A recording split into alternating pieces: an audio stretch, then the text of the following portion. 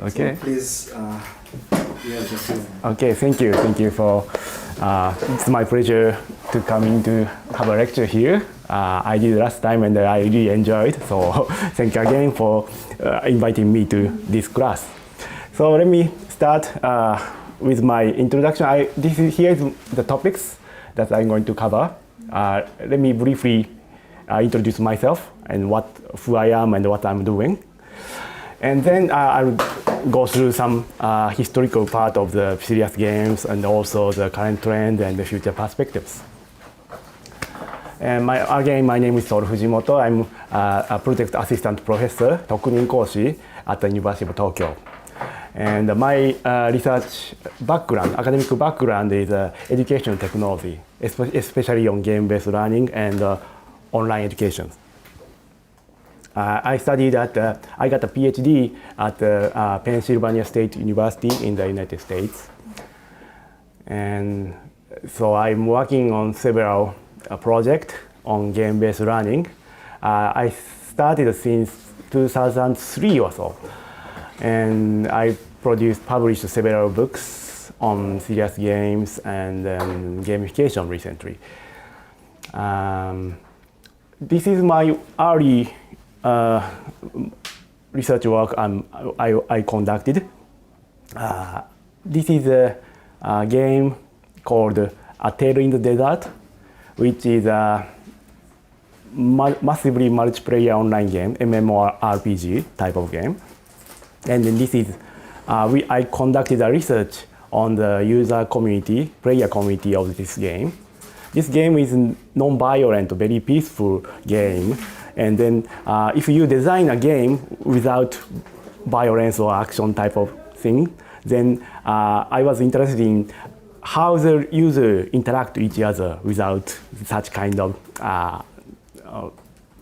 action or violent type of element in the game. So you can learn from this game. Through playing this game, you can learn about how you can collaborate or how you can take a leadership or work with other people. Then, so this is a work I did 10 years ago, and I'm still working on this type of user community research. This is a game. Do you know this game, the Neko-Atsume? This game is produced by a game company called Hitpoint, which is in Kyoto. The company is in Kyoto. And this game got a huge hit, and now it's more than 90 million downloads worldwide. So not just in Japan, it's very popular in the US or other countries. And I also conducted a user survey on this game. And then this game contains lots of elements regarding Japanese culture and some Japanese items like kotatsu or kakejiku or some other stuff. And also you can learn about how cats behaves in the games briefly. It's a kind of very simplified game and very simple. If you download the game on your smartphone, either on the Android or iPhone, then you can play and you see how people interact on social media. Like if you can share with your screenshot of the game via Facebook or Twitter. And people just creating their story or scenarios and just talking about their cats, like as if they have a real cat. So very interesting user community. It exists now. So I'm doing this kind of study for 10 years or so. So, and also I'm working on building a research community. Currently I'm working at Japan Society for Educational Technology, JSET.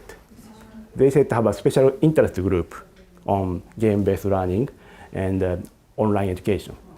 So we putting together the research theme between the online education and game-based learning, and then find out very interesting research topics within that area. And also research unit called Ludix Lab. I started this research unit 3 years ago, and then I'm doing sort of lecture series, workshop regarding online or game-based learning. So, and recently we published a book called Basic Guide for Game-Based Corporate Training. This is available on Kindle, Amazon Kindle. You can just download and then read it, but it's in Japanese only. So, yeah, because there are several books in English is already available. So I try to write in Japanese so that the Japanese people can read and understand. Yeah. And this is my main project at the University of Tokyo.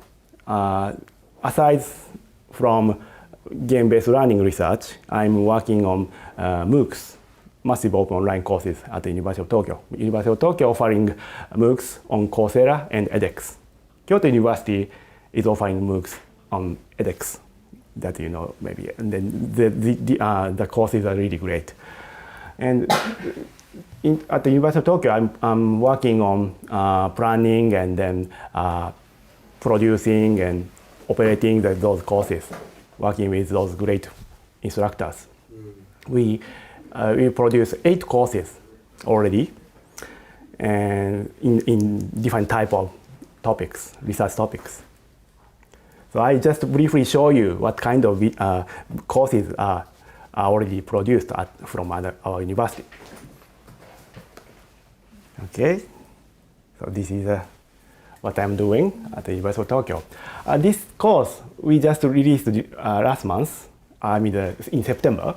The course called Studying at Japanese Universities. This course is great for the students who are interested in coming to Japan and studying at some Japanese universities, not just for the University of Tokyo, but like you, coming to Kyoto University or Kyushu University, or there are several great programs at Japanese university, right? So we want to promote more, and then people, we want to provide this course to be ready to come to Japan and studying at the Japanese university. So this course supports the students to prepare their study plan and then how to apply or those type of things you can learn from this course. So I'm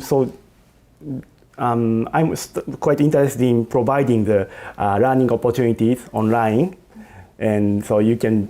This course actually is you can take these courses for free at the Coursera, and also you can access to the edX. Then you can just register and then taking those courses for free. And if you want to take the certificate, then you pay a little bit amount of money so that you can get a certificate when you finish the course. So this is my major work, online course, providing online course, and working on the research on game-based learning. So now I will cover those topics on serious games. So I just use 10 minutes. So Okay. okay. So actually, using games, not just digital game, but also the analog games, board games or card games, is not a new idea. People just using games before the computer came, or digital media is advanced like now. In 1990s, the research field is called gaming and simulation, and business games or other type of games are studied in that field. And also, entertainment education is a part of the research field that is interested in using games. Like cartoons or anime, you can include some of the educational element and providing to the students or children. Then students can learn incidentally along with just watching and enjoying the anime or cartoons. It's same thing with the games. Students can play games and then incidentally they can learn some elements of the educational elements. So the field called some of the people just starting using the term edutainment in 1990s. And also in the 2000s, serious games is the sort of the buzzword or the term we used to diffuse the idea of using games for education or other social issues. So earlier example, one of the early example is Monopoly, Monopoly. But this game is produced as an educational game at the beginning. So it was a 1920 or 1930s. So you can learn the concept of taxation or the monopolize the real estate or the sort of thing. And in 80s and 90s, there are several type of business games on the family computer. It's Nintendo Entertainment Systems. Koei released several games working with some universities. So you can learn about how to manage the company with these games. This is the sort of the business simulation game. And one of the successful example when the serious games movement started, this is a game called Virtual-U. This is a game like a SimCity, SimCity. This is a game to manage the university, how to manage university and then getting more enrollments or getting more money for the funding to do the research, or those type of higher education version of SimCity is produced in 2000. And this game is used at the MBA or higher education professional training programs in the US and also other countries. This game is in English, so So this game is used at some of those educational programs. So, and because this game was successful, and then the people at the public sectors are interested in using games for some issues in public sectors like policy management or type of thing. The people at those sectors start interested in games, and then they start funding those projects. This is an early example in the healthcare field. The game called The Journey to Wild Divine. This game is an earlier example of using the biofeedback sensors. So you put some sensor device on your finger, and then you just control your physiological self-control and control the game players so that you can play better in the game. Like you can just control your breath, then you see that the ball is just flowing up, or those type of games. You see the several mini games in that game. After this game released, you see lots of other examples like Wii Fit or Nintendo produced some several healthcare related games, right?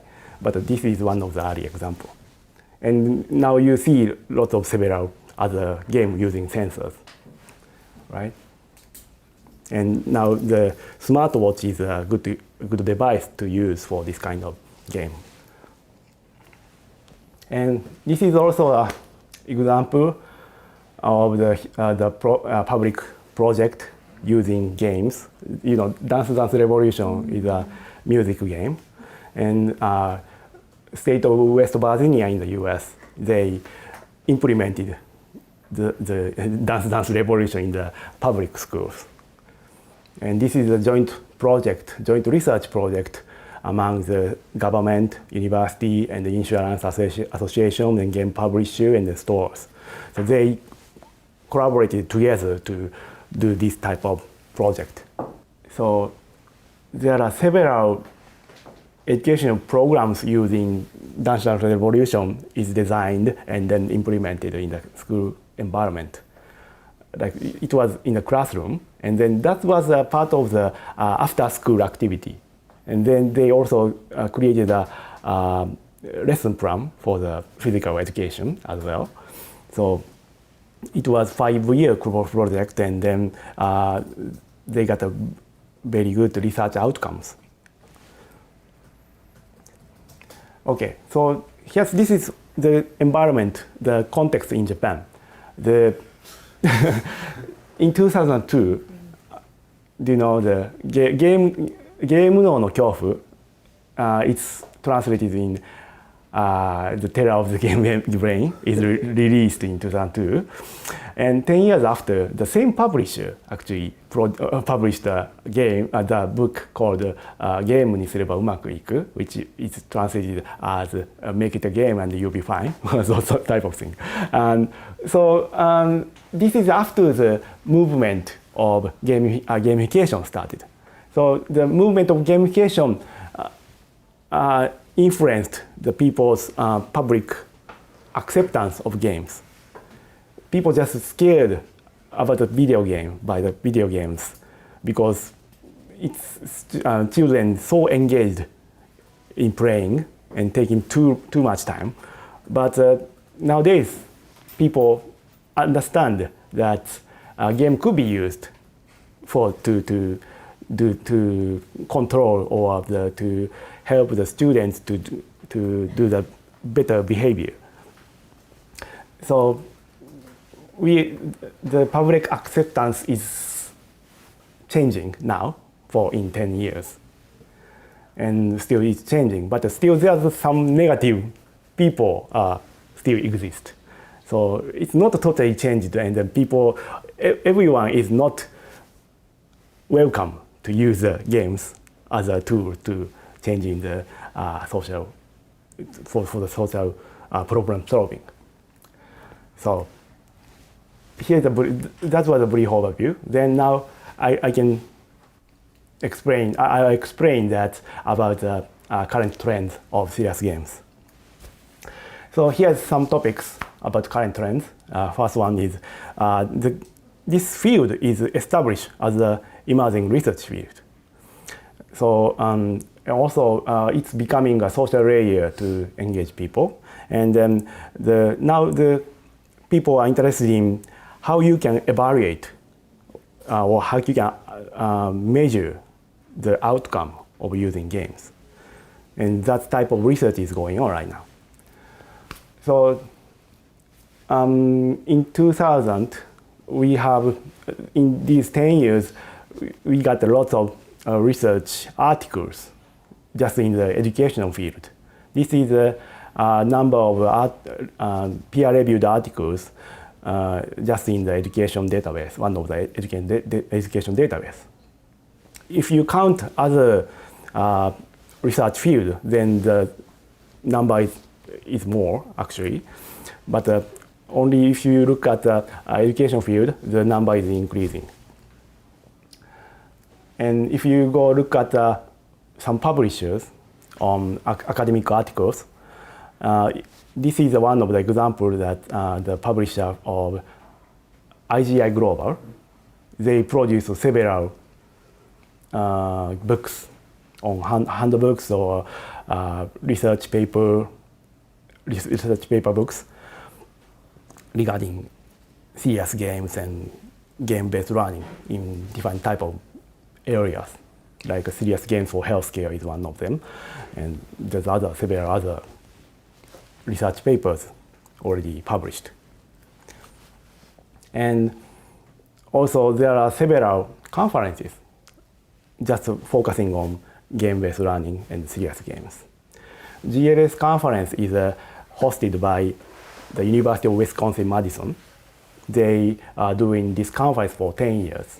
And each year, 3 days conference, and then all of the sessions are regarding online game-based learning. And there are several other conferences focusing on healthcare field, like Game for Health conference, or games for health conference in Europe, or there are several other conferences. And there are several research institutes and research centers. It's hosted by several universities. Like I mentioned, University of Wisconsin is organized the Game Learning Society Institute. And also, if you look at some other universities in EU, then they have several research consortium funded by European Union. And also some companies like Microsoft offer some research grant to form sort of consortium.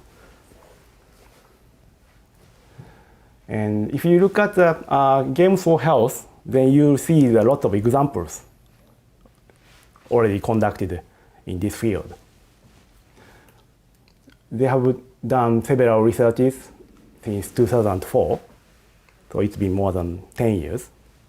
And this research community is supported by Robert Wood Johnson Foundation. They invest a lot of money in this area. And then if you go to the website on Center for Digital Game Research, this is hosted by UC Santa Barbara, University of California, Santa Barbara. They are also funded by Robert Wood Johnson Foundation.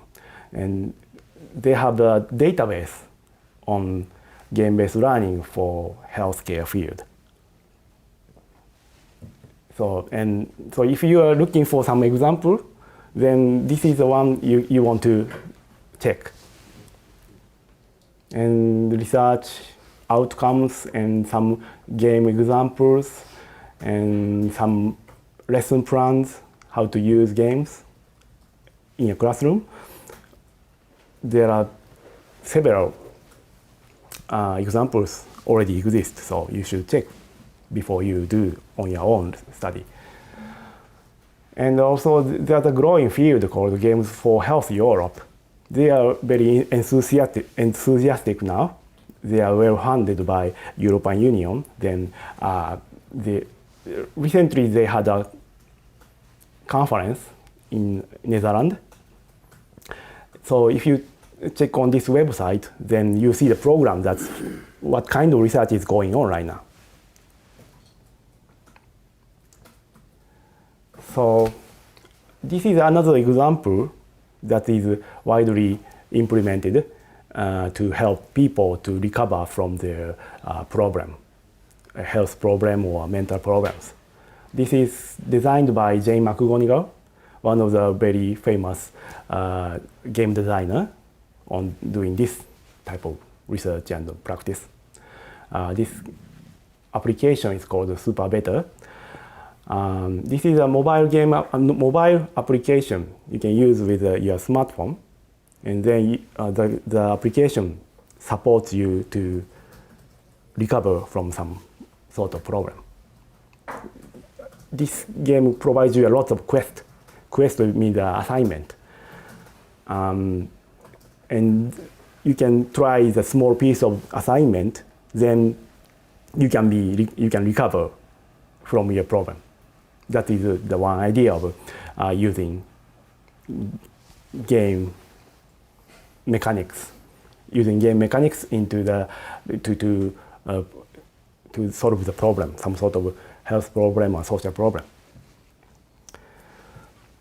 And this is another example that game-based.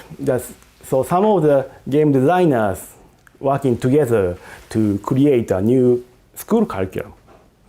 So this is the school called Quest to Learn. This school is established in the New York City as a public school. And also there's a school called Chicago Quest. It is also the international charter school in Chicago. It started in 2011.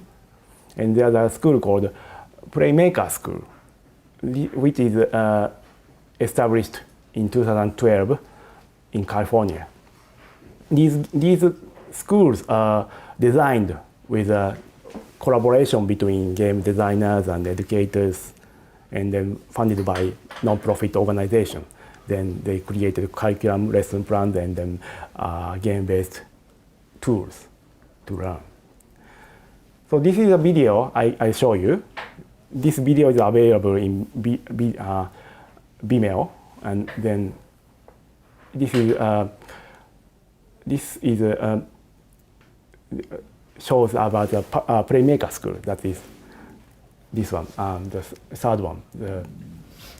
This video shows that about what the students doing in the environment of Playmaker School.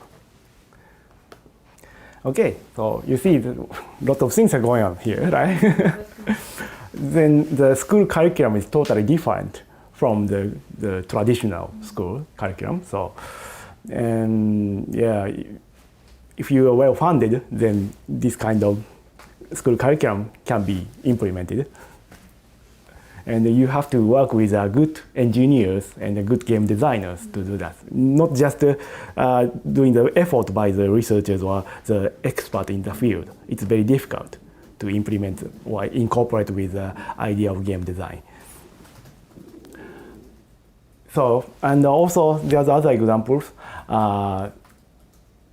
The United States government, the White House hosted an event called the Serious Games Jam. Game Jam is the event that you just getting together in a very few days. Just you create a game in a very short time, like 1 day or 2 days. This is a 2-day event that the educators and game designers, researchers are getting together and then create educational games. So this type of games are produced by the joint effort by the educational practitioners and subject matter experts and also game designers. So the US government is interested in utilizing the digital media and the concept of games to create a better educational environment for the public school and then the entire educational schools. Anyway, so this is one example of how you can bring people and getting interested in the field. Like if you create games regarding healthcare, how to solve a problem with the games in some sort of problems in healthcare field, then you can start up with this type of event, so that the participants can learn through making a game. So, and the other topic about the current trend of serious games is game-based assessment. There's a growing interest in how we can measure and assess the game-based learning outcomes, and this is a institute called GlassLab. GlassLab is started up by the Institute of Play, which is a non-profit research unit, and also Electronic Arts, which is a big game company. They funded this project and then started up research with people like the researchers at the educational testing services. ETS is one produced TOEFL and then GRE or those type of tests. The researchers from ETS and then game designer from Institute of Play and then the game designer from Electronic Arts, they are working together to do how we can create a measurement on game-based learning. And also they produced some entertainment games into classroom, like SimCity Education is produced by GlassLab. So you can use SimCity in your classroom they produce several lesson plans and also some of the scenarios, so that is more educational elements are included in the scenario, and then you can use SimCity in the classroom. Then, so the final topic today is the future perspectives. I go through quickly this part and then give you one good example. So in the future, well, now currently it is going like the convergence of play and learning is occurring now. And also there are still some challenges exist. So we have to discuss about the challenges, how we can overcome the challenges. So here's one example. The game called Locksmith is produced by UBI Entertainment, UBI Soft Entertainment. This game is the kind of a guitar simulator. You can play with your actual guitar, the real guitar, and then you play the game. I'll show the video. This video is available on YouTube. The girl's name is Audrey. She started playing this Locksmith when she was 8 years old. Yeah, this one. This is 2 years later she's now 10 years old in this video.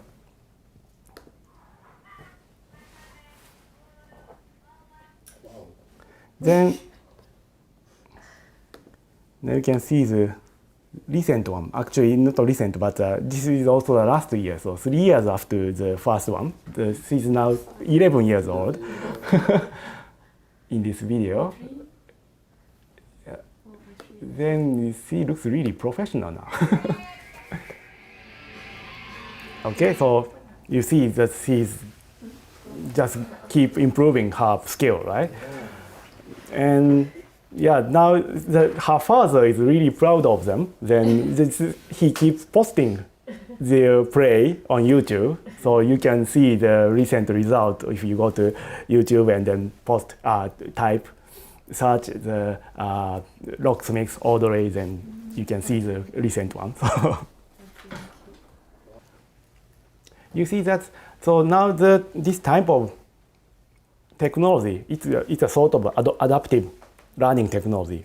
If you are getting better, then it's getting more difficult, and then the game detects your progress, and then it's just adapt with your skill. If you are not doing well, then the game makes the play very easier. So this is another example. This is produced from our project, one of our project, the game called JobStar. JobStar is a card game to help you think about your future career. This game can be used for your career education. This game is very simple.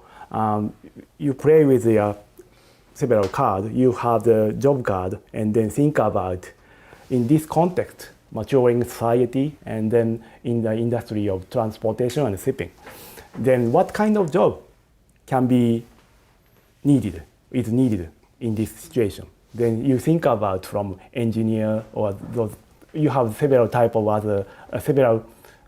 jobs on your hand, and then you think about like this sort of designer will be needed in this context. Then you will present what kind of job you created. You have to be very creative, and then you think about your new job, and then present to others, and then just present each other. Then you will see how people can think about a new future and then new job.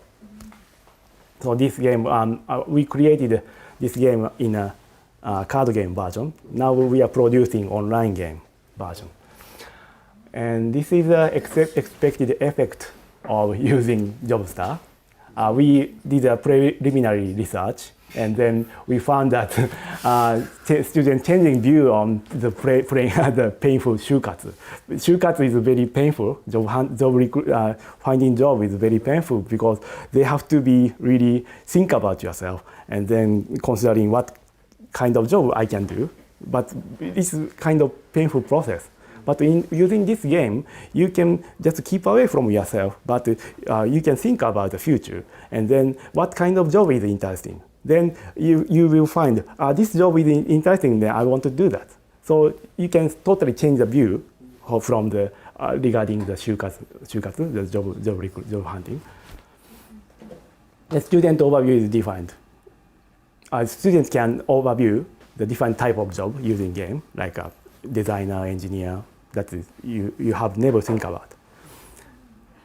And also you can think about the future, what kind of future is going ahead.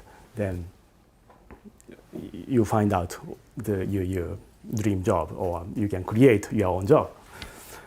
So through this game, learning occurs incidentally while playing and enjoying the game with others.